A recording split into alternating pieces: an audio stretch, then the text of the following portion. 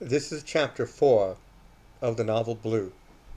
In this chapter, we get introduced to the Star, a massive blue whale that the crew has affectionately named Bart. By the morning of Saturday, June 7th, the fourth day out of Honolulu, the crew of the Makana and I were 182 miles west of Kauai near the Chautauqua Seamount. For those of you who want to look it up, that's 22 degrees 16, 23.18 north latitude by 162 degrees 36, 20.12 west longitude. We had already successfully tagged 3 blue whales ranging in size from 60 to 72 feet. For reasons that did not seem curious at the time, Tim Wiley had shown himself to be quite adept at predicting where a target whale would surface. Looking back on it, I realized that we were more concerned with the safety protocols. Nonetheless, his handling of the Makana's onboard 22-foot-long Zodiac made the job less perilous than we had anticipated. We were all aware that all it took was one irritated flick of a blue whale's 16-foot fluke to capsize our small support craft. Because of this risk, Captain Trudeau had to keep the Makana 50 yards away with the engine in idle, so as to not come between a target whale and the Zodiac, but close enough to render aid quickly in case of an emergency. One of his very few orders were that all sea taggers deployed, me, Tim, and Dr. Akinwole, would wear life vests and keep the walkie-talkies turned up to full volume at all times. The decision as to whether a given blue whale would be tagged was entirely up to me, but common sense dictated that it be based on the height of its blow, and whether Tim's accurate predictions were simply dumb luck. More on that later. Larger blows meant larger whales, and the previous candidates had blows averaging around 20 feet. By the time that we got to the fourth tag, it began to, foolishly, to put it lightly, feel routine for me. I should have known better. Anyway, I had just logged the fourth tag with the serial number 102014-V4-CHTQ for the month, the year, tag number 4, and the abbreviation for Chautauqua, and told Dr. Akinwole I hoped they were able to tag a large male as we set out in the direction of the last sighting of blues with the Makana following behind. As if on cue, just 1 nautical mile north of our position, a blow exceeding 30 feet was seen by both the captain and Tim at the same time. "Holy shit!" exclaimed Tim, as Captain Trudeau called on the walkie-talkie, "Dr. Hudson, at your 7 o'clock position. I've just seen the tallest blow ever." "We're on it," I told him, as Tim turned the Zodiac in the direction of our new target. Dr. Akinwole, ever the professional, readied the 9-foot pole on which the GPS was attached before it could be tagged. At this point in my story, I want to make something very clear. I did not have an aha moment when the following events unfolded. I wasn't thinking about my thesis, and the thought of the Nakano motto sinking never crossed my mind. Sure, in hindsight I can see it, but you have to place yourself in a 22-foot Zodiac following large whales in the middle of the Pacific to know that if you are not in the moment, you can be killed. You will be killed. It is imperative for you, for the sake of your crew, that you remain focused. Looking over the side of the Zodiac, Dr. Akinwole saw another species of whale in the water that we did not expect to see in the area. It's not that they aren't indigenous to this area. They can be found the world over. It's just that we were so focused on the blues that we did not take note of the shorter blows. It's as simple as that. Over the noise of the motor, I was elated. So when she said, "Jennifer, we have a mixed pot of sperm whales. What are they doing here?" Over the noise of the motor, I couldn't contain my glee. Giving her the thumbs up, I got on my walkie-talkie to let Captain Trudeau know that I had a change in plans. It was my prerogative, and I took it. "Dr. Akinwole has spotted some sperm whales. I'm going to attempt to tag one with our last voices if they are still in the area after we tag our next target. Do you copy?" "Roger that, Dr. Hudson. Confirm that tag number will still be in sequence as 102014-V5-CHTQ. Over." "Affirmative, Captain." Have Mary designate the last tag 102014-V5-CHTQ. Over. As I recall, Tim first turned on his helmet cam before he throttled down to a crawl at the location where he thought that the blue might surface next. We were all reading the surface of the water looking for telltale signs when this giant, and this is no exaggeration, came to us. Tim did not need to be told to kill the engine. He just did it. But if you can imagine, we did not quite see it. We just knew it was close. Very close. Barely visible at 35 feet deep, well camouflaged in the great expanse of the sea, the target whale slowly rose into view. 20 feet, 10 feet, 5 feet, and finally surfaced with its head not 2 feet away from the starboard side of the Zodiac. We were too entranced to make a sound. But Captain Trudeau, taking this all in through his binoculars on the bridge of the Makana, said, "Dr. Hudson, looks like you have found your giant. Also, I have seen the sperm whale blows. You might have 5 in your vicinity. Over." The power of the blows, as the whale broke the surface, moving water and air at a speed of 200 miles per hour, made the full Zodiac vibrate. We were dwarfed by its head. By its head alone. I remember telling Dr. Akinwole when we had completed the third tag, "I'm glad that the blues only seemed slightly annoyed with our intrusion. But so my contact would be nice." I was about to get that wish granted as this obviously very old male rolled to its right with its 8-inch diameter eye, looked right at me. I think I would have felt better if it had looked through me, but its intent was obvious. It wanted my attention. Truth is, I didn't understand at the time. I simply nodded back as if to tell the giant, "Here I am, and I trust you." I didn't have to confirm that Dr. Akinwole was ready with the tagging pole, and I distinctly remember hearing Tim utter a barely audible "Jesus," followed by a louder "getting all of this on film," as the whale began to slowly swim forward. When it had half of its 102 feet of body along the Zodiac, it stopped again, its massive bulk glistening in the sun. Even as I recall it today, it was magnificent to behold, this blue whale that seemingly has volunteered itself to be tagged.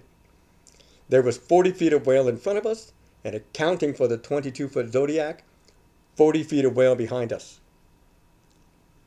In a calm, quiet voice, one that Dr. Akinwole later told me she wasn't sure if I was talking to her or the whale, I said, "Now." With that, she pressed the tagging pole, loaded with the 4th GPS, 20 feet forward of the whale's small dorsal fin. I could see epoxy slightly ooze from the side of the tag. It was now sealed and good for, hopefully, 90 days. With that, the Leviathan sunk beneath the surface, just enough to avoid scraping the bottom of the Zodiac, and swam away. "Wow. Just wow," said Dr. Akinwole, breaking the spell of what had just happened. I think that Tim and I would have been content to just bask in the moment, silently for a few minutes, but that was not to be. Captain Trudeau came over the walkie-talkie to remind us that the sperm whales were still within a quarter mile of our position. "I see short left-leaning blows at your 5 o'clock position, Dr. Hudson. Are you still game? Over." "Indeed we are game, Captain," I said, returning to my senses. "I'm on it," said Tim, as he maneuvered the Zodiac in the direction of the 2 sperm whales spotted. Soon we saw the other 3 beach the surface. What are they doing here?" Dr. Akinwole asked aloud again. "Maybe they think they're in the Sea of Cortez," joked Tim, as he powered the Zodiac in the direction of our next tagging candidate. I need to reiterate, none of us, not even Dr. Bayous back at the lab, could have known that we were in the presence of a veritable wolf pack. We would not know that until later. We all knew that tagging a sperm whale was fraught with much greater risk than tagging a blue whale. Male sperm whales, especially older adolescents, can be aggressive to human divers without provocation. Possessing the largest brain in the animal kingdom and at 65 feet in length, they have killed more humans than orcas. And unlike killer whales, capturing one for captivity is out of the question. It was a fair guess that they might be more than annoyed at being tagged. But this was the new mission. "Dr. Hudson, came Captain Trudeau over the walkie-talkies. FM Campbell reports, and I am now confirming, multiple blows of various heights. Tentatively, I would say that this mixed pod has grown to 20 or 30 in number. Copy? Roger that. I'm seeing them now. You got what you wished for, Tim said over his shoulder, smiling at me and Dr. Akinwole. It was not until that moment that it dawned on me what was missing from this gathering of whales. They weren't feeding. Maya, I asked of the other doctor on our craft, would you venture an educated guess as to why these whales are here? Not only do they not eat the same food, they're not feeding at all. Maybe it's a social gathering, Maya said, half joking. What do we know? What have we seen? We know that if a blue or sperm whale dives, it can be down for some time. And yet, Tim has been able to track them. That'd be virtually impossible if they were diving. No offense, Tim. None taken, Doctor, he replied, nodding respectfully. Continuing her analysis, Dr. Akinwole said, if our target sperm whale dives, it could be down for 90 minutes. All of this we know. We have just seen, and have on film no less, a blue whale present himself for tagging after making eye contact with you. None of the other blues gave us so much as a glance. Sorry, I only have questions, Jennifer. Coming up on them, Tim said as he spoke with Captain Trudeau on his walkie-talkie. Captain, from your vantage point, what point of direction looks safest? Over? Holding the binoculars to his eyes with his left hand, Captain Trudeau said into the walkie-talkie in his right hand, directly to my port side at 60 yards. From that position, you will see what I am saying. I repeat, you will see what I am saying. Over. He said this with a tone that was uncharacteristically incredulous. As we closed the distance on our target from the port side of the Makata, we all saw what the captain was talking about. Even from the low profile of the Zodiac, we could see no less than 20 large whales, not 10 feet below the water, all seemingly facing each other in an area that could take up half a city block. Every few seconds, in no particular pattern, a few blues and one or two sperms would surface for air. There were occasional sightings of others from outside the perimeter of this gathering, but none in the center. I saw a large sperm whale from outside of the perimeter. I had asked the captain if this potential target was clear of other whales. That one is alone. The next closest one is 100 feet away. This is highly unusual, Doctor. Tim, creep up carefully. He responded, knowing full well that you can't creep up on a whale with sonar capabilities.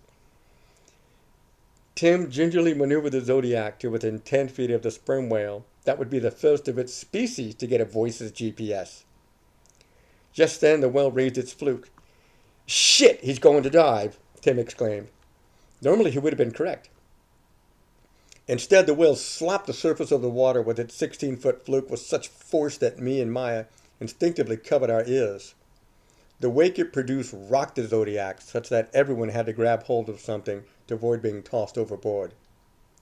This was followed by the whale turning into the Zodiac and spy-hawking to look directly at us. It was not the same look of trust that we had just received from the blue whale. Nope, nowhere near it. We now had a 60-foot toothed whale communicating in no uncertain terms, back off. Prudently, Tim put the Zodiac into reverse throttle to back up 10 yards and stop. The whale dipped beneath the surface, briefly, but soon resurfaced to resume its glare at us. In an act of courage that I had never seen in Tim Wiley before, he held his position. I was about to make the executive decision to find a more cooperative target when Captain Trudeau's voice came over the walkie-talkie. Dr. Hudson, your last target is coming up behind you. Damn, that bastard is huge. I then heard First Mate Campbell talking to the captain. Captain, 2 other target blues have now surfaced behind us. Dr. Hudson, did you catch that? Over. Roger that, Captain. How far away are the blues? Over. The big blue is 20 yards behind you, just below the surface, and the other 2 are about 30 yards off my stern on the surface. They're obviously tagged with voices. Why are they all here? I mean, why? Over. We have been asking ourselves that same question, Captain. Looking back on it, I should have been more concerned with the totality of the situation, but I was truly only focused on the sperm whale. I must have been milliseconds from deciding to abort this target when the sperm whale suddenly changed its demeanor. It seemed to calm down by the presence of the larger blue whale. Tim, looking over his shoulder at the larger blue whale and then to his port side of the sperm whale, said nervously, "Ever wonder if you've gotten in over your heads, ladies?" At this point, the sperm whale took one last look at us and gently swam up against the port side of the Zodiac. Facing the blue whale behind us, when the final third of its body was on the surface and parallel with our craft, Dr. Auchtermulle was ready. "Gently, gently," I calmly instructed her, as I did not want to risk another tail slap. And with a professional, she placed the voices perfectly to the left of its nubby dorsal fin. Much to our collective relief, there was no discernible reaction from the whale at this. It simply swam away. In fact, the biggest reaction came from Tim Wiley. I know that I told you that I liked his laid-back attitude. This was not a demonstration of that. "Sweet mother of God, did you see that? Did you fucking see that? Shit! Shit!" No, Don, he forgot that the helmet cam was still rolling. Over my walkie-talkie, the captain proclaimed, "Bravo, Dr. Hudson. Bravo, Dr. Auchtermulle." "Well," Maya responded, "that will probably never happen again in our lifetimes. Is there something you wish to tell us, Jennifer?" In that moment, I understood the gravity of the knowledge that lay ahead. Reluctantly, I told her, "Not at this time." However, and this I had to say into the walkie-talkie for the full crew to hear, I remind you all that the NDAs you signed not only bar you from talking about the device, but they also bar you from talking about what you have seen on this mission. Please accept my apologies for having to be the designated asshole in the matter. I'm sorry. It took us about 30 minutes to return to the Makana and stow the Zodiac after that epic adventure. Little did we know that there would be more, much more, to come. Before we even had time to grab a snack from the galley, Tim and I went to the communications bay to my waiting laptop. Dr. Bayou's instructions were clear. Do not remotely switch on the voices until all 5 tags have been deployed. Then, remotely turn them all on so that they can sync up with the Argos satellite. While Tim confirmed the tags, by good old-fashioned pen in my research journal, I typed in the serial numbers into the voices program, bringing Dr. Bayou's creation to life. "Do we have a signal on 102014-V1 CHTQ?" he asked. "Confirmed, 6 nautical miles west of our position," I said. "Do we have a signal on the tag 102014-V2-CHTQ?" "Confirmed, 3.5 nautical miles northwest of our position."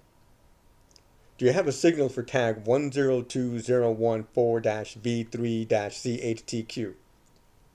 "Confirmed, 1.7 nautical miles southwest of our position," I said, receiving a cup of coffee from Captain Trudeau as the rest of the crew ambled into the communications bay. Dr. Auchtermulle, much to our relief, brought us some turkey sandwiches to refuel. Continuing with the logging, Tim asked, "Do we have a signal on the tag number 102014-V4-CHTQ?" "Affirmative.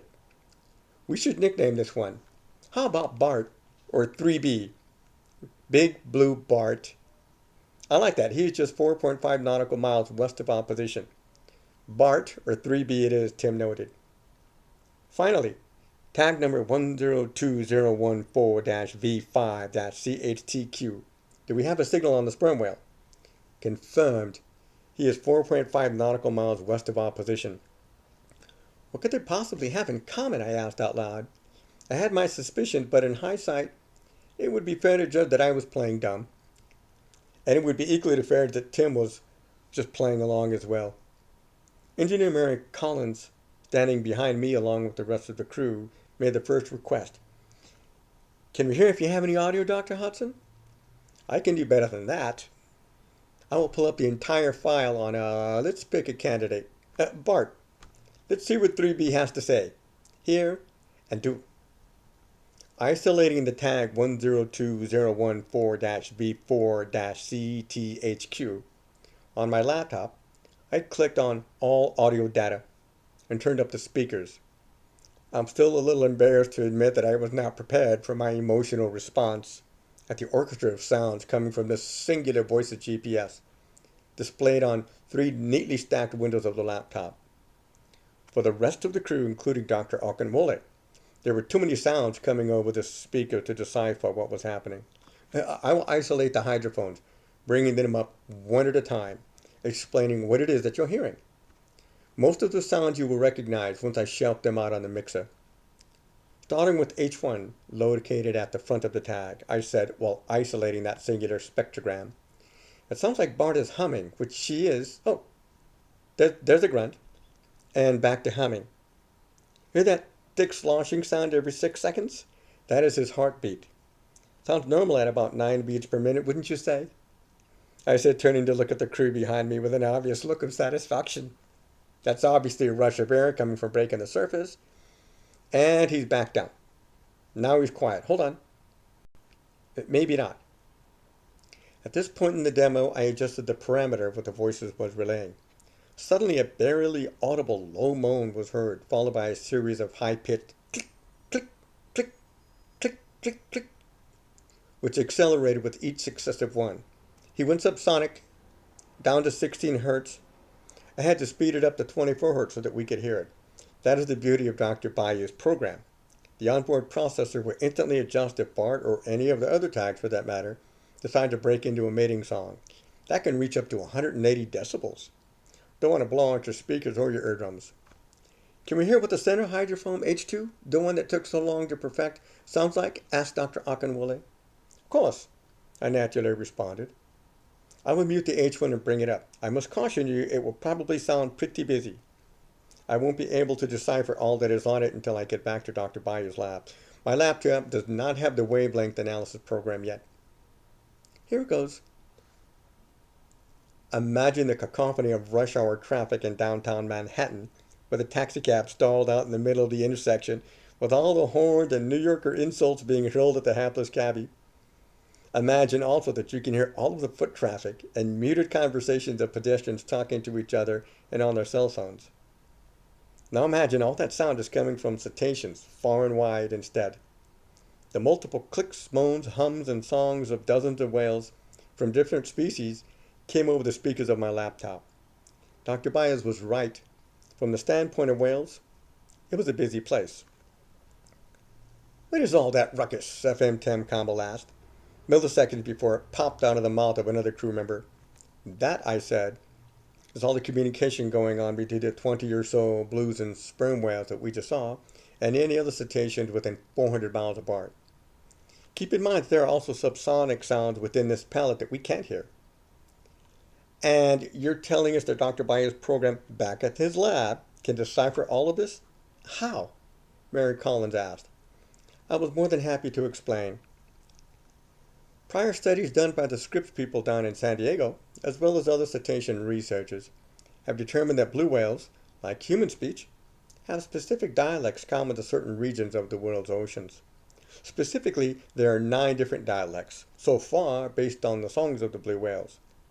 While these whales have the capacity to travel the world's oceans, some, like the blue whales off Sri Lanka, tend to stay in a given geographical area.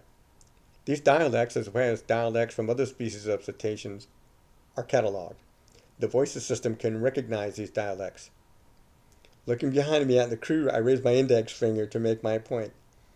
What I want to know is whether different species, like toothed whales such as the sperm whale we just tagged, and baleen whales like Bart, which inhabit the same general location of a given ocean, have a way of communicating with each other. According to my own doctoral thesis, I already suspected that they could. Tim Wiley as well as Dr. Bayous agreed with my suspicion, and for now, only we would seek to confirm this. We had just 2 years to do it. After that, the encrypted data from the voices tag would be open to all in the field of cetacean research, even those who would hunt them. That ends Chapter 4 of the novel Blue.